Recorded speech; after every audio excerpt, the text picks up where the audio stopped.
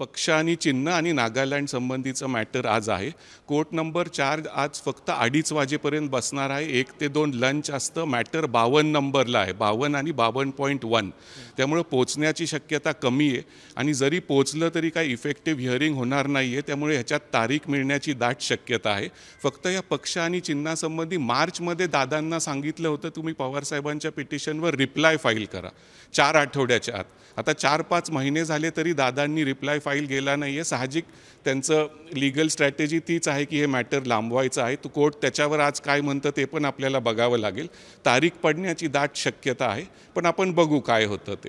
नागालँडच्या प्रकरणावरती देखील आज हिअरिंगची शक्यता आहे. नागालँडचं प्रकरण नक्की काय आहे? बघा, नागालँडमध्ये जेव्हा राष्ट्रवादीमध्ये फूट पडली तर राष्ट्रवादीचे जे 7 आमदार होते नागालँडचे ते सगळे अजितदादांबरोबर गेले. त्यावेळेस पवारसाहेबांनी लगेचच तिथल्या अध्यक्षांकडे एक पिटिशन दाखल केली की ह्या 7 आमदारांना तुम्ही डिस्क्वालिफाय करावं.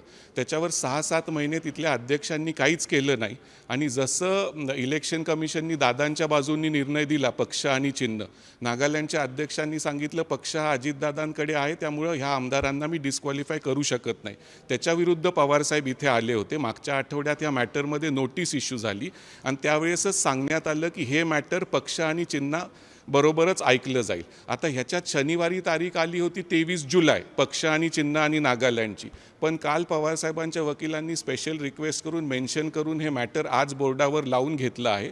पण ते शेवटचं मॅटर आहे आणि 2:30 वाजेपर्यंत जसा हा बेंच बसणार आहे त्यामुळे पोचण्याची शक्यता कमी आहे आणि पोचलं तरी मॅटर तरी त्यात काय होणार नाही, तारीखच पडेल. फक्त दादांनी जे उत्तर दिलं नाही आहे, मार्चमध्ये दादांना सांगितलं होतं 4 आठवड्याच्या आत उत्तर द्या, ते अजून 4 ते 5 महिने झाली तेव्हापासून त्यांनी उत्तर दिलं नाही. त्यावर कोर्ट काय म्हणेल ते आपल्याला बघावं लागेल. आज पुढची तारीख पडण्याची परत दाट शक्यता आहे हे मी सांगू इच्छितो.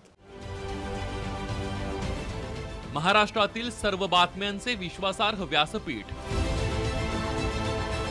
सकाळच्या सर्व सोशल मीडिया प्लॅटफॉर्मला लाईक, फॉलो आणि सबस्क्राईब करा. तसंच सर्व नोटिफिकेशनसाठी बेल आयकॉन प्रेस करायला विसरू नका.